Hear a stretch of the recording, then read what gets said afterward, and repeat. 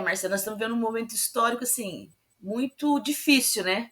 Nós estamos participando de um desgoverno, infelizmente, né? Que tudo que era importante no passado parece que hoje não é mais. Informação de qualidade não é mais importante. A história que a gente viveu parece que não é mais importante.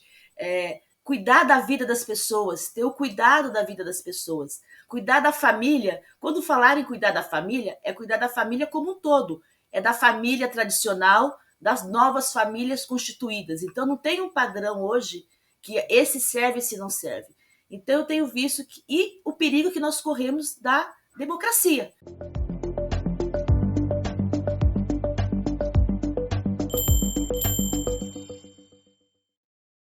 Olá, bem-vindo, bem-vinda ao Espaço Recíproco. Hoje nós temos a alegria de receber aqui a Márcia Quintanilha. Ela nasceu em Cruzeiro e vive em Campinas desde os 5 anos de idade. Ela vive e trabalha na cidade, mas ela tem também atuação em toda a região e em entidades estaduais paulistas e nacionais. A Márcia é jornalista formada pela PUC Campinas e iniciou sua militância política ainda no movimento estudantil. É diretora licenciada do Sindicato dos Jornalistas Profissionais do Estado de São Paulo e da Federação Nacional dos Jornalistas, a FENAGE. Participa do movimento de mulheres, do movimento negro e da luta em defesa da democracia. Márcia, em primeiro lugar, naturalmente, queria agradecer o teu tempo e disponibilidade por estar aqui hoje com a gente, conversando um pouquinho sobre os nossos desafios futuros. Bom dia, professor Marcelo. Eu que agradeço a oportunidade da gente poder conversar, dialogar sobre a minha vida, sobre a democracia, sobre o nosso país e sobre o nosso Estado. Muito bom. Márcia, você milita no PCdoB desde o tempo de estudante. Foi presidente do partido aqui em Campinas, tem atuação muito importante na articulação política. Por que você agora decidiu se candidatar? Olha, exatamente por esses últimos anos que a gente viu a dificuldade que a gente está tendo de ter a democracia plena no nosso país, a falta de recursos sociais para a população, uma dificuldade muito grande e essa discussão de uma renovação na política, né? A gente vê que a política, a gente fala em renovação, mas você não renova. São sempre as mesmas pessoas que estão disputando cargos. E aí, numa discussão aqui do partido, discutimos assim, vamos ver outros nomes, né? A gente tem bons nomes, a gente teve o Sérgio Benassi, que foi nosso vereador por muitos anos, foi candidato já a deputado estadual, o Gustavo Peta, que é nosso atual vereador, já disputou várias eleições de deputado estadual, e a gente achou que chegou a hora de ter outras pessoas também para ocupar esse espaço e poder ter uma cara nova na política. Nova do ponto de vista de ser uma pessoa nova, que se coloque como na questão legislativa, de disputar voto mesmo. Né? Eu atuo na política há muitos anos, mas nunca disputei um cargo eletivo. E aí também essa questão agora de ter mais mulheres na política, né, Marcelo? Não é só ter mais mulheres, não é qualquer mulher, mas mulheres que cuidem das pautas que realmente as mulheres necessitam. E a gente vê que isso não tem ocorrido muito, né? Exatamente. Bom, justamente é essa questão que eu queria fazer. Como você, como jornalista, estudante, é, mulher, entrou para a política, queria que você contasse um pouco essa tua trajetória de vida. Então, como você já disse lá no início, eu entrei no movimento estudantil. Eu fiz comunicação social na PUC de Campinas. Na época era comunicação social nos 2 primeiros anos e nos 2 últimos você escolhia habilitação. E aí eu escolhi jornalismo. E logo no segundo ano veio o movimento das Direta Já. Então a gente participou, sim, efetivamente no processo da Direta Já. Na época eu já era do diretório acadêmico da Faculdade de Comunicação e eram aquelas passeatas que eram quase que diárias, né? Aqui na PUC, a universidade, os estudantes promoviam passeatas quase que diárias por causa da Direta Já. E eu fui me apaixonando por esse ambiente político, porque Era assim, era uma coisa nova para mim, né? Eu não tinha atuado no movimento estudantil na época de secundarista, foi mesmo na universidade, e era aquela coisa eloquente, né? De você ver as pessoas lutando por uma democracia. Aí eu comecei a entender o que, que era isso, por que, que a gente não tinha democracia, e aí a gente foi entendendo um pouco o que, que estava acontecendo no país e o que estava em jogo, né? As nossas liberdades. A gente precisava ter liberdade política, liberdade de decidir em quem votar, liberdade de poder ir e vir, e estava no finalzinho ali, né, aí foi o final praticamente, quase o final do regime militar, que depois teve, depois das diretas já veio a eleição do Tancredo Neves, então, assim, então toda aquela história que eu vivi, então isso foi me apaixonando, e aí eu continuei, aí fui para o DCE, me formei jornalista, trabalhei aqui em Campinas em rádio, depois quando o Quercia comprou a rádio Record lá em São Paulo, eu mudei para São Paulo para trabalhar lá, e voltei para Campinas no final de 93, 94, para trabalhar na Câmara com o Sérgio Benassi. E sempre atuando na política e participando dos movimentos sociais, porque daí eu me apaixonei e me joguei, né? Muito bom. E justamente você tem um histórico de atuação em causas populares contra injustiças. O problema é que hoje em dia, infelizmente, ainda continuam muitas e muito difícil de combater essa desigualdade, né? Eu queria saber um pouquinho mais quais são as principais pautas do teu programa relacionadas com essas questões. Então, acho que hoje a gente vive uma situação de miserabilidade da população brasileira, né? Diferente do que a gente estava no pleno emprego, as pessoas tínhamos tirado as pessoas do mapa da fome nos governos Lula e Dilma, a gente vê que isso voltou, né? Então, acho que uma das coisas principais, e com esse recorte também feminista, é trabalhar por emprego e renda, porque as pessoas precisam ter emprego, precisa ter renda para poder sustentar suas famílias. Saúde de qualidade e educação pública de qualidade também. Que eu acho que esses são os principais eixos que eu tenho discutido na minha campanha, até porque eu tenho ido muito em reuniões, principalmente nos bairros que eu já conheço, porque também nesse período eu trabalhei nos mandatos do Benassi e estava no mandato do Gustavo, então sempre participei das reuniões na periferia, na regularização fundiária, que na época do Benassi a gente discutiu muito isso. Eu cheguei a fazer várias reuniões em ocupações, em lugares de regularização, então eu sei exatamente qual é a dor dessas pessoas, as necessidades que elas precisam. Então, eu acho que ter uma discussão sobre emprego e renda, principalmente aqui na região de Campinas, que é uma região riquíssima de desenvolvimento, das empresas que foram embora, como a gente faz essa discussão de trazer o polo tecnológico de inovação que nós temos. Então, como tirar proveito disso para gerar emprego e renda e com recorte nas mulheres, na juventude, na população negra e LGBTQIA+. Muito legal, muito importante. E você também tem toda uma outra área de atuação que você faz, que é pela defesa dos jornalistas, das jornalistas, do jornalismo em geral, de uma regulamentação profissional. Queria que você contasse um pouquinho dessa luta e o que precisa ser feito, mesmo para pessoas que não são da área jornalística. Então, essa luta nossa já vem desde 2001, quando numa decisão absurda foi retirada a formação específica para exercício da profissão do jornalismo, né? Nós tínhamos na nossa regulamentação a exigência do diploma, mas a exigência do diploma, sim, para a pessoa ter uma formação básica para poder atuar.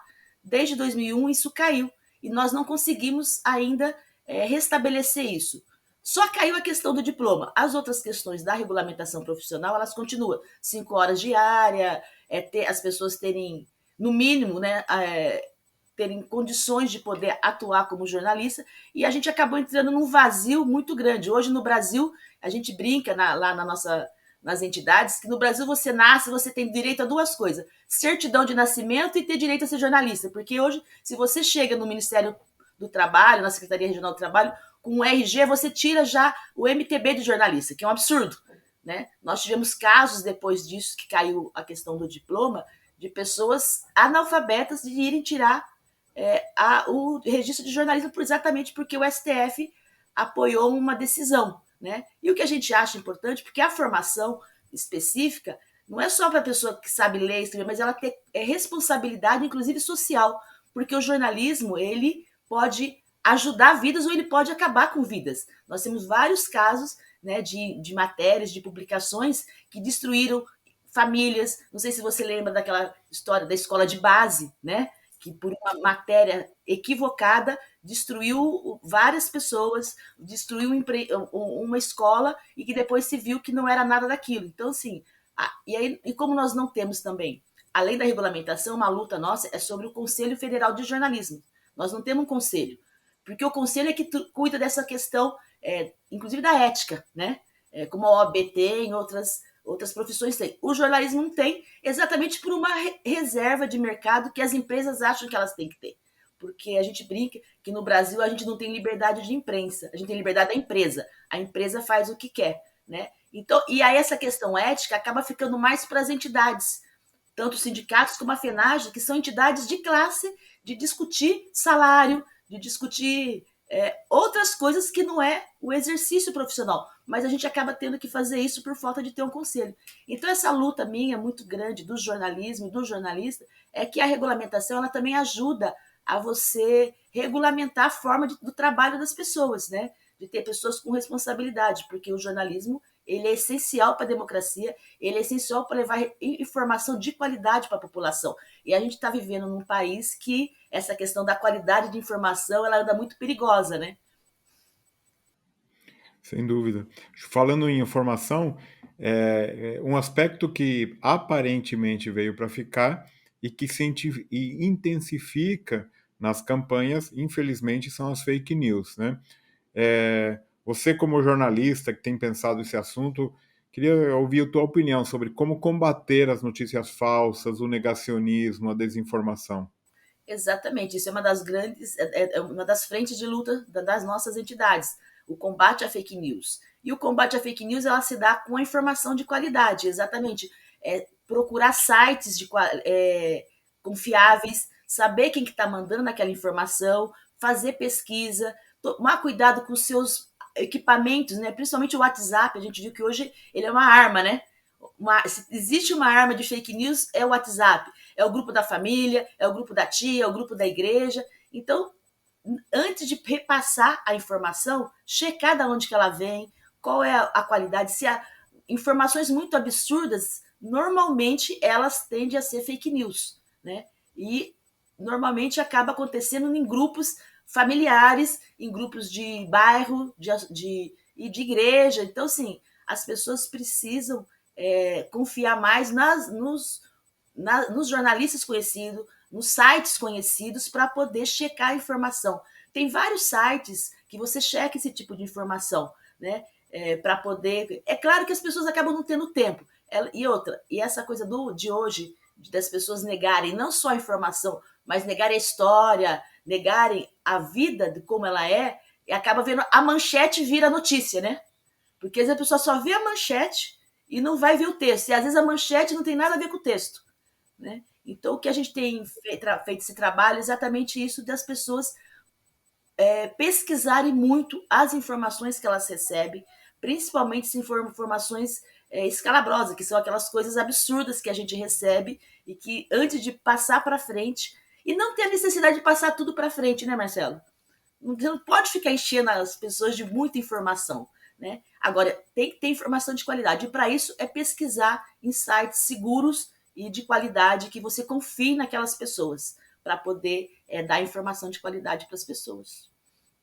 E sem dúvida alguma também fortalecer o jornalismo profissional, né? Que afinal de contas está tão enfraquecido, infelizmente, né? Com essa força, né? Que tem as redes sociais, que acaba às vezes uma notícia falsa virando notícia, né? Simplesmente. Acho que isso é importante. Ô, Márcia, queria saber como você está enxergando esse momento atual que a gente está vivendo, esses retrocessos, esse momento da política. É, Queria saber, claro, eu acho que você deve ser otimista, né? Porque afinal de contas está se candidatando, mas queria ver a tua opinião sobre esse momento histórico que a gente está vivendo. Marcelo, nós estamos vendo um momento histórico, assim, muito difícil, né?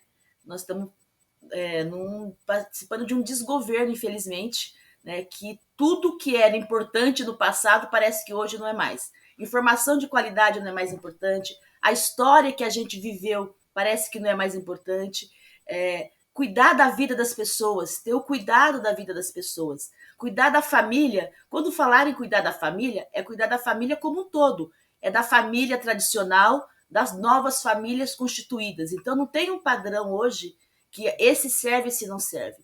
Então, eu tenho visto e o perigo que nós corremos da democracia, né? Nós estamos aqui, parece que vivendo 40 anos atrás, quando a gente estava lutando para ter democracia no Brasil, nós estamos novamente nessa discussão da democracia, do Estado democrático de direito, porque nós estamos vivendo numa situação de que parece que nada do que foi feito no passado valeu a pena, né? Porque tudo é questionado, né? Você não tem as nossas liberdades, parece que elas estão ficando sendo incomodando outras pessoas, porque essa questão do direito de ir e vir, das liberdades religiosas, da liberdade de ser o que você quer ser, que é você que decide o que você quer ser na vida, né? Você decide que religião que você vai ter, você que decide a orientação sexual que você vai ter, e isso parece que retrocedeu de uma forma muito grande, exatamente por uns discursos de ódio que a gente tem percebido, né? Muito grande nos últimos 4 anos. Então,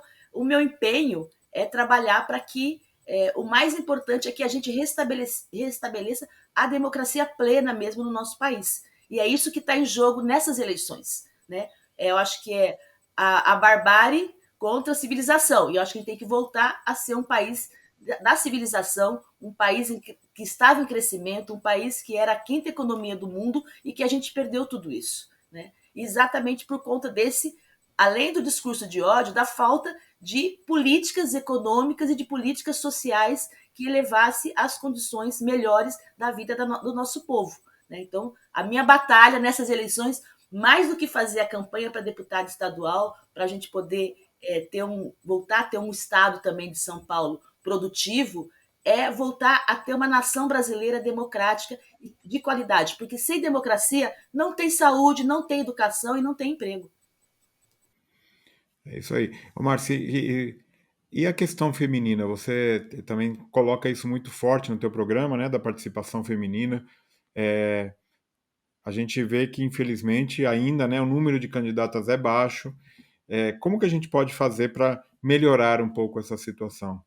Já melhorou muito do que era, né, antes, mas assim, nós temos que melhorar mais, porque eu brinco que a política ela é machista mesmo, mas ela é machista porque é uma questão cultural que vem lá, né, de anos atrás, porque demorou muito para as mulheres poderem ter o direito ao voto, demorou muito para a presença das mulheres na política, e a presença das mulheres na política ela é um conjunto de coisas que precisam acontecer.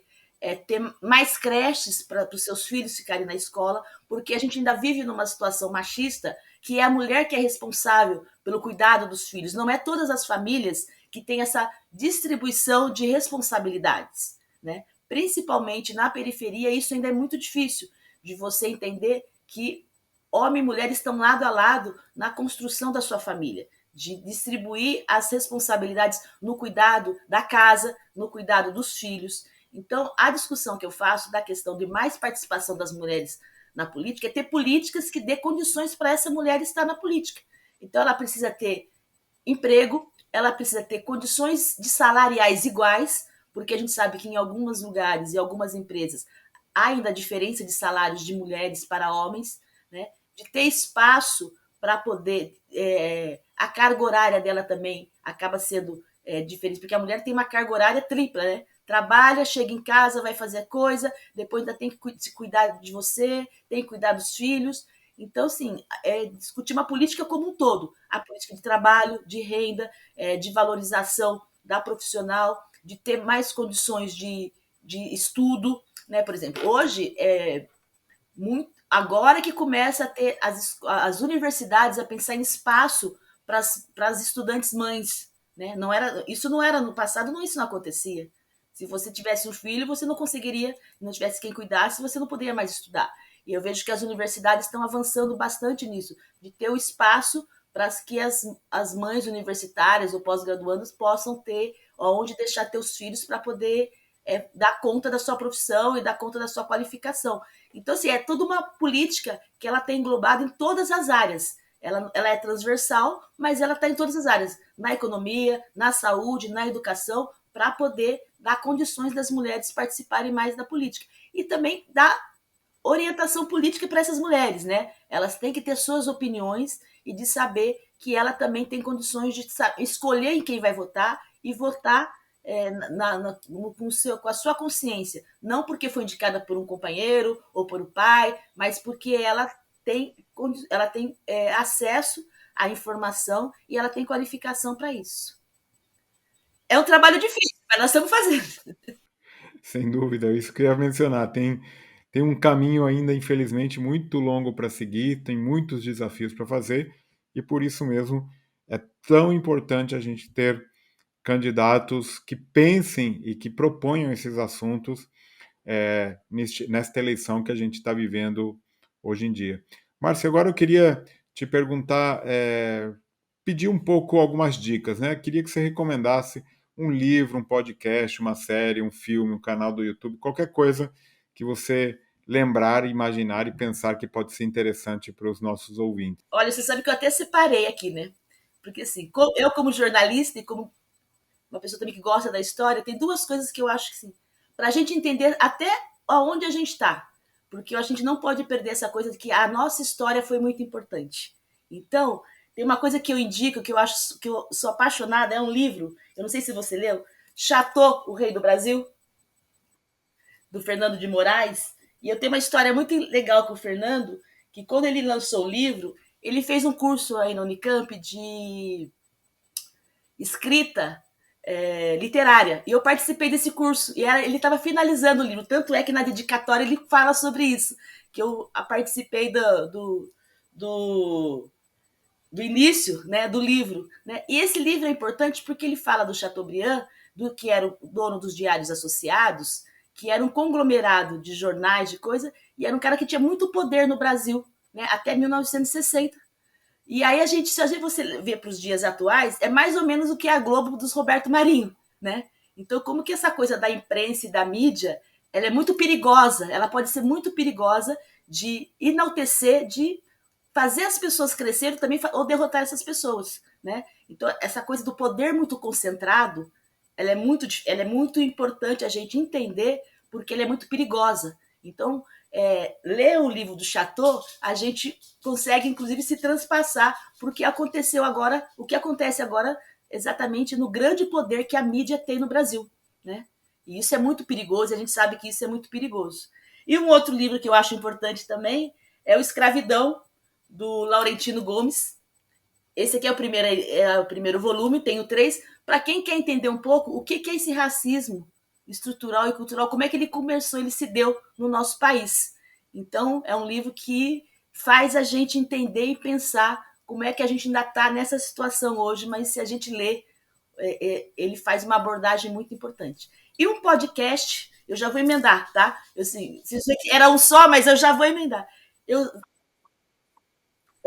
chama Papo de Política, que é da Natuzaneri, André Sadi, a Vadvogue, a Mônica Vadvogue. Cada dia, cada semana duas ou três delas que fazem. E que elas fazem um balanço do que aconteceu na política no Brasil na última semana. Ele é toda quinta-feira, a partir das 9 horas da manhã, você acessando qual é o streaming que você usa de podcast, você usa lá. E é pelo olhar das mulheres, né? Então, acho muito interessante esse podcast delas, chama Papo de Política, porque você tem um levantamento aí do que foi a política do Brasil, que, né, ela é bem efusiva, né, durante a semana, e aí pelo olhar feminino, eu acho bem interessante. Muito legal. Márcia, agora a gente tem um quadro aqui, como você sabe, que chama Arqueologia Acadêmica. Pedir imagens e lembranças do tempo de universidade. Você me mandou duas fotos. Queria que você contasse um pouco sobre essas fotos que você enviou. Não, então, eu mandei uma foto que acho que é uma foto faz parte da minha história do que eu sou hoje, que é uma foto das Direta Já, das passeatas que a gente fazia, das Direta Já, e que isso marcou a minha vida assim, de uma forma muito grande, que é o que eu sou hoje, exatamente por ter participado disso. Então, depois da Direta Já, a gente participou nós participamos de várias atividades na universidade que nos fez ir para a luta. Então eu lembro quando a PUC fornecia para a gente ônibus gratuito quem estava no centro para ir para o Campus 1, porque naquela época você não tinha tanto transporte público, né? Então, e aí a PUC parou de fornecer isso e aí começamos a ter que pagar ônibus. Então a gente pulava catraca. Teve uma vez que a gente foi parar, o motorista levou a gente com ônibus e tudo para a delegacia de Barão Geraldo. Então, então, assim, a gente tinha as mensalidades eram muito caras. E aí o que a gente fazia? A gente, não sei, essa organização que a gente tinha até hoje, eu fico me perguntando. A gente recolhia o carnê de todo mundo na universidade. Eu ficava responsável pela comunicação, até negociar com a universidade para poder baixar a mensalidade e depois a gente devolvia os carnês para todo mundo. Como a gente conseguia fazer isso? Sendo uns malucos fazendo política estudantil, eu não sei, mas a gente conseguia. Então, isso tudo tem a ver com essa foto. Essa foto me fez entrar na política e fazer as lutas que a gente eram necessárias naquela época no movimento estudantil. Então, eu tenho muito orgulho de ter participado disso. E a outra foto é a foto que foi meu último ano de faculdade, das eleições da UNE, foram eleições diretas da UNE, da União Nacional dos Estudantes, em 1986, que foi exatamente o marco final da minha atuação na universidade. Né? Era meu último ano, a gente estava fazendo ali a campanha da UNE, eu já estava estagiando na Rádio Andorinhas, eu já fazia estágio, então eu já estava indo para a profissão, mas falei, não, é minha última coisa que eu vou fazer na universidade, no movimento estudantil, então fazia o estágio de manhã, entrava às 5 horas da manhã na Rádio Andorinhas, entrava com o Antônio Franco para apresentar o jornal, ajudava a produzir, saía da emissora 11 horas da manhã, ia fazer movimento estudantil à tarde e à noite ia terminar meu curso, que eu estava no último ano. Legal. Falando em graduação aí, eu queria que você comentasse a tua melhor e a tua pior lembrança da graduação. Olha, a minha pior lembrança da graduação eram as aulas de estatística. Eu tinha pavor de estatística, eu ficava vendo, mas o que eu vou fazer com estatística do jornalismo? Não, então até que eu fiquei em DP, né, em estatística, porque eu não conseguia. Então, de aula de estatística eu já tremia. Até porque eu participava às vezes, poucas vezes da aula, então assim, era uma aula que me deixava desesperada. Depois de alguns anos formada, eu fui entender a importância da estatística na nossa profissão, do ponto de vista das coisas que você precisa fazer para poder escrever uma matéria que precisa de dados, né? Então, assim, mas na universidade isso era terrível. E o que eu tinha de bom, na verdade, eram as aulas que eu gostava do que hoje a juventude e as pessoas mais novas não têm, que era como você fazer a produção das coisas para elas aparecerem. Por exemplo, o laboratório de fotografia, que você fazia foto, aí você entrava naquele estúdio todo fechado, todo escuro, com aquela luzinha vermelha, pegava o papel fotográfico, colocava naquele líquido, daqui a pouco você ia vendo a foto aparecer. Hoje você com as máquinas digitais, ninguém nem imagina como é que era isso, né? E os pestaps, né? De você ficar sentado também na sala, no laboratório, de montar com a letra 7, o jornalzinho que ia sair, o boletim. Eu passei madrugadas e madrugadas no DCE montando o boletim do DCE para poder no dia seguinte distribuir para os estudantes, que isso eu aprendi na faculdade, aí eu mesma que fazia junto com uma outra colega. Então, assim, essas são duas experiências marcantes para mim que hoje eu sei que não existe mais. As pessoas, hoje você tem um aplicativo, você faz tudo, mas são coisas que ficaram para a vida. Né? E eu acho que muitas coisas que eu fico chata, porque também eu trabalho com produção gráfica, quando eu faço assessorias, porque eu também faço assessoria, trabalho com freelas, de ver o material que ele não está muito certo, né? Por causa dessa história que eu tive, né, de ter participado da produção, de como que uma fotografia nasce, de como que um material é produzido para poder chegar aonde a gente chegou hoje. É óbvio que hoje é muito mais fácil. Você faz em horas o que você demorava dias. Mas era muito gratificante e foi uma experiência muito legal que eu não esqueço nunca. Muito legal. E uma aula inesquecível? Uma aula inesquecível foi uma aula de sociologia que eu tive com a professora Doraci, que também era uma das coisas que você não entende. E aí você entendendo a sociologia, a mesma filosofia, você vai entendendo do quanto isso é importante para o jornalismo, de você entender as questões, né, abstratas, vamos dizer assim, para poder é, entender como é que você vai lá na frente cuidar da sua profissão e poder fazer com que as pessoas entendam aquilo que você, aquela história que você quer contar. Queria saber também um jornalista ou uma jornalista, um político, política que você admira. Ah, então eu vou juntar o jornalista com o político. Eu sou do PCdoB, comunista, e o meu ídolo, né, que já morreu, era o João Amazonas, que era jornalista, que foi perseguido pela ditadura, teve várias, é, foi preso político, e é o ideólogo do PCdoB, né? Então eu tenho muito orgulho de ter conhecido ele, ter feito foto com ele e de ter ouvido várias histórias que ele contou. Por exemplo, essa questão da frente ampla de 1989 do Lula, quem quem deu a sugestão numa reunião que estavam os partidos foi ele. Então, assim, eu tenho muito orgulho de ter participado e de ter ouvido algumas vezes o João Amazonas ter discursado, ter falado, porque isso faz parte da minha história também como formação, né, política da ideologia que hoje eu acredito. Muito bom. E, para finalizar, uma grande habilidade que você tem, mas não está no seu currículo.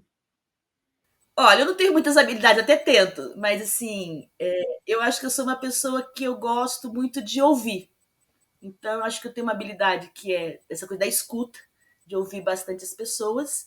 É isso que eu acho que eu fico, assim, eu passo horas e horas e horas de pessoas que, depois de muito tempo que eu vou encontrar, falam, se você não tivesse falado comigo, foi muito importante. Então, assim, essa coisa da escuta. Isso para falar dessa habilidade de, eu acho, de ter a paciência de estar próximo ao outro. Agora, eu tenho uma habilidade que é no esporte, né? Que ninguém sabe, mas assim, que uma coisa que eu gosto muito de fazer é fazer trilha. Né? Então eu faço trilhas. Não estou fazendo agora por causa da campanha. Estou fazendo normalmente todo final de semana. A gente se joga. Eu tenho um grupo que a gente se joga lá em Souza, Joaquim Egídio, e aí sobe. Tem gente que não consegue andar uns 18 quilômetros, 20 quilômetros, e tem umas ribanceiras. Então, quando eu vejo, eu estou ali, né, de ponta cabeça, fazendo coisas que nem eu acreditaria que eu pudesse fazer. Então, essa Bom, coisa. Para poder você desestressar um sempre, pouco. você sempre pode ir lá para fazer campanha com os trilheiros. Então, uma boa ideia. Unir o útil ao agradável. Muito Exatamente. bom, Márcio. Queria agradecer a tua participação, parabenizar aí pelo teu trabalho e, naturalmente, desejar boa sorte nessa empreitada. Eu que agradeço, muito obrigada pela oportunidade. E vamos aí lutar muito, né, para poder, além de ter muitos votos, mas conseguir que nosso país volte a ser uma democracia plena, que eu acho que isso é o mais importante, porque sem democracia não adianta a gente ter mais nada, porque vai ser muito difícil. Então, a minha luta é essa, né, lutar para que nós possamos ter a esperança de um Brasil melhor em outubro.